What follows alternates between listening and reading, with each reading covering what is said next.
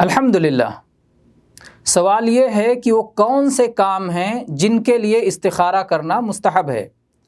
اس کا جواب یہ ہے کہ ایک مسلمان کو پیش آنے والے امور اور معاملات کی حکم شرعی کے اعتبار سے 5 قسمیں ہیں۔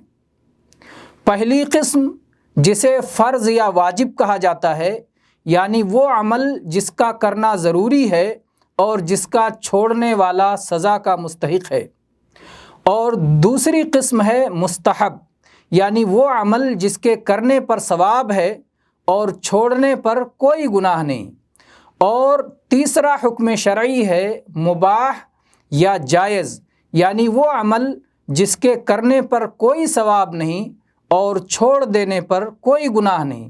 اور چوتھا حکم شرعی ہے مکروہ، یعنی وہ عمل جس کے چھوڑ دینے پر ثواب ہے اور جس کے کر لینے پر کوئی گناہ نہیں۔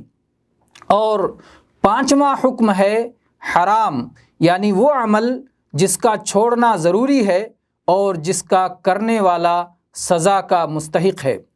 واجب یا مستحب یا مکروہ اور حرام کے کرنے اور چھوڑنے پر استخارہ نہیں کیا جائے گا، کیونکہ واجب اور فرض کا کرنا ضروری اور لازم ہے اور چھوڑنا سخت گناہ ہے۔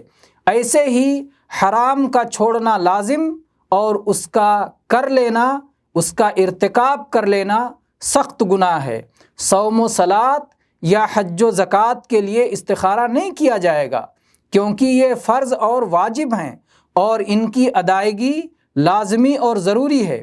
ایسے ہی شراب چھوڑنے یا والدین کی نافرمانی ترک کرنے یا کسی اور گناہ سے باز رہنے کے لیے استخارہ نہیں کیا جائے گا، کیونکہ کبیرہ گناہوں کا ارتکاب حرام ہے اور اس سے اجتناب ہر مسلمان پر فرض ہے۔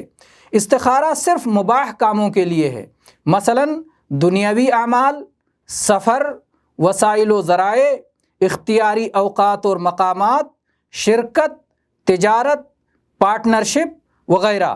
استخارہ ان واجب اور مستحب کاموں کے لیے بھی ہے جن میں ایک بندے کو اختیار ہوتا ہے۔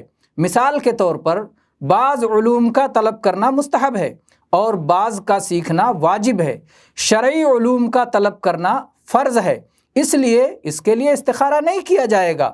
لیکن شرعی علوم کو کس استاد سے حاصل کیا جائے، کس شہر میں اور کس وقت جا کر حاصل کیا جائے، ان اختیاری امور کے لیے استخارہ کیا جاتا ہے۔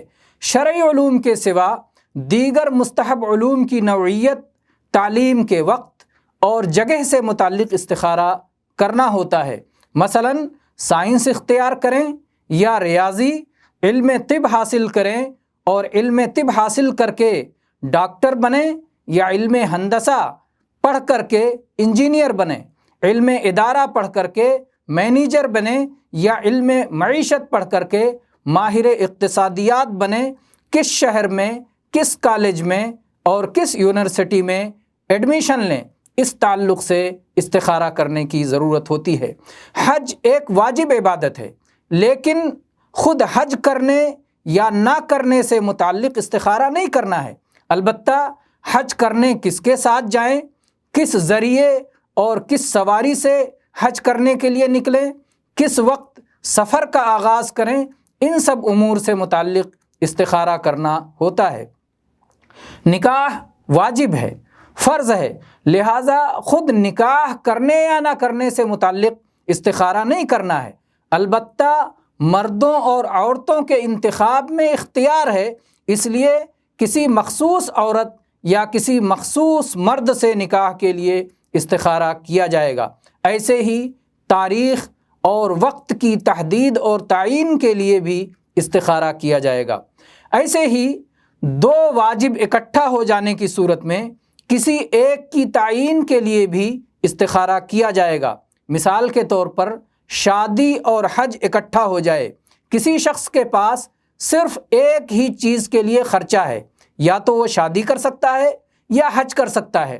اب وہ پہلے شادی کرے یا پہلے حج کرے، تو اس سلسلے میں اسے کوئی اقدام کرنے سے پہلے استخارہ کر لینا چاہیے۔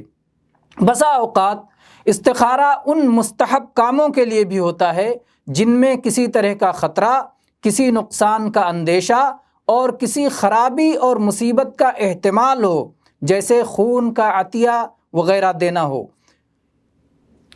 تو یہ رہا اس سوال کا جواب کہ استخارہ ہمیں کن کاموں کے لیے کرنا چاہیے۔